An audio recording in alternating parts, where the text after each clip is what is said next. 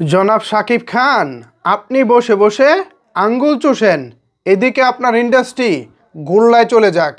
আপনি আমেরিকা চলে যান হাওয়া খেতে, আর এদিকে বাংলাদেশের সবচেয়ে বড় সিনেমা হল বন্ধ হওয়ার পথে। আপনি দীর্ঘ প্রায় 2.5 মাস আমেরিকার হাওয়া খেয়েছেন, কোনো লাভ হয়েছে? হয়তো ব্যক্তিগতভাবে আপনি আপনার হাওয়া খাওয়াটা উপভোগ করেছেন, কিন্তু একজন ইন্ডাস্ট্রির দায়িত্ববান নায়ক হিসেবে আপনার কি করা উচিত ছিল?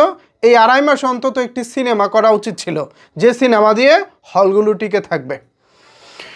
বাংলাদেশের সবচেয়ে বড় সিনেমা হল যশোরের মণিহার সিনেমা হল অবশেষে বন্ধ করে দেওয়া হচ্ছে।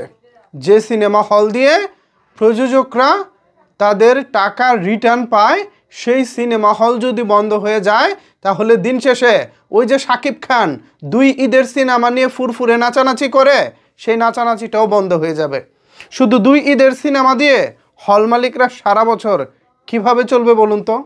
শাকিব খানের ভক্ত যারা আছেন, সাকিবিয়ান যারা আছেন, তারা আমার এই কথা শুনে রাগ করতে পারেন, কিন্তু একটা কথা মনে রাখবেন, এই যে বাংলাদেশের সবচেয়ে বড় সিনেমা হলটা বন্ধ হয়ে যাচ্ছে, একজন প্রযোজকের মিনিমাম, অন্যান্য প্রযোজক কম করে হলেও 5 থেকে 10 লাখ টাকা এখান থেকে পায়, আর শাকিব খানের যারা প্রযোজক আছে তারা কম করে হলেও 40 থেকে 50 লক্ষ টাকা শেয়ার মানি পায় এই সিনেমা হল থেকে। এবার যদি এই সিনেমা হলটা বন্ধ হয়ে যায়, তারপরে রয়েছে ঢাকার মধুমিতা, এরপর সাভারের সেনা অডিটোরিয়াম। এই 3টি সিনেমা হলের উপরেই বর্তমানে শাকিব খানের সিনেমার ব্যবসা পুরোটা টিকে আছে। তো এই 3টির মধ্যে একটি হচ্ছে যশোরের মণিহার, এটাও খুব দ্রুতই ভেঙে ফেলা হবে। তারপর আর আছে 2টি, সেনা অডিটোরিয়াম, এক হচ্ছে ঢাকার মধুমিতা। তো ঢাকার মধুমিতাও সারা বছরই কম বেশি বন্ধ থাকে, শুধু 2 ঈদ আসলে ওপেন হয়। এর মধ্যে গত কুরবানির ঈদে তাণ্ডব যে ব্যবসা করেছে, এই ব্যবসার লালবাতিতে এই হল মালিকও চিন্তা ভাবনা করতেছেন খুব দ্রুতই তিনিও মধুমিতা বন্ধ করে দেবেন। আর সাভারের সেনা অডিটোরিয়াম এখনও পর্যন্ত এটা ক্যান্টনমেন্টের সেনা আর্মি, যে সেনা অফিসার আছে, আর্মি আছে, তাদের হল, তারাও হয়তো বা যে কোনো এক সময় বন্ধ করে দিবেন। এরপর কি হবে বলেন? এরপর কি হবে জনাব শাকিব খান? আমেরিকাটা কি আপনার জন্য অনেক অনেক বেশি জরুরি? আমেরিকা কাদের জন্য জরুরি ভাই?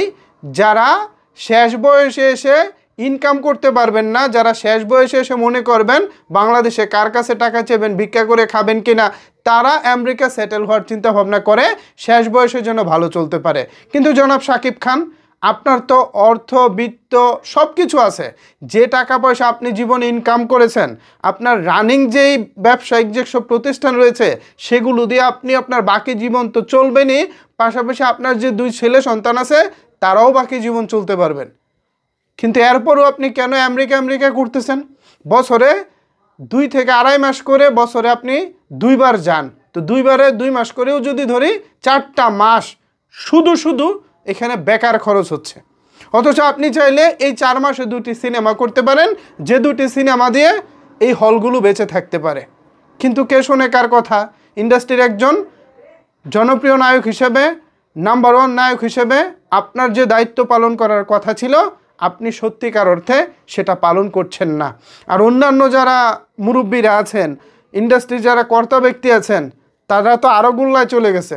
এফডিসিটাকে বানিয়েছে এখন ময়লার বাগারের মতো, সেখানে জাস্ট 2-3 বছর পর দেখবেন ইলেকশন হয়, সিনেমা হয় না। দলাদলি করতে করতে আমাদের ইন্ডাস্ট্রিটাকে একেবারে শেষ করে দিয়েছে, মানে জাস্ট শেষ করে দিয়েছে। এই মণিহার কিছুদিনের মধ্যেই ভেঙে ফেলা হবে। সো শাকিব খান ভাই, আপনি আঙ্গুল চষেন, আপনার সিনেমাও ব্যবসা করবে।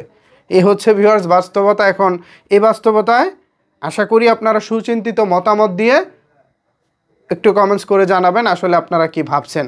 কিন্তু আমি আসলে আর কোনো হোপ দেখতেছি না।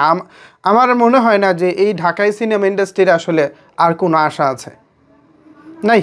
এইখানে আসলে সত্যি কথা বলতে আর কি বলবো, কথা অনেক বলতে ইচ্ছে করতেছে, বাট সব সত্য আপনারা নিতে পারবেন না। স্পেশালি যারা সাকিবিয়ান আছেন, আপনারা অনেক সত্য আসলে মেনে নিতে পারেন না।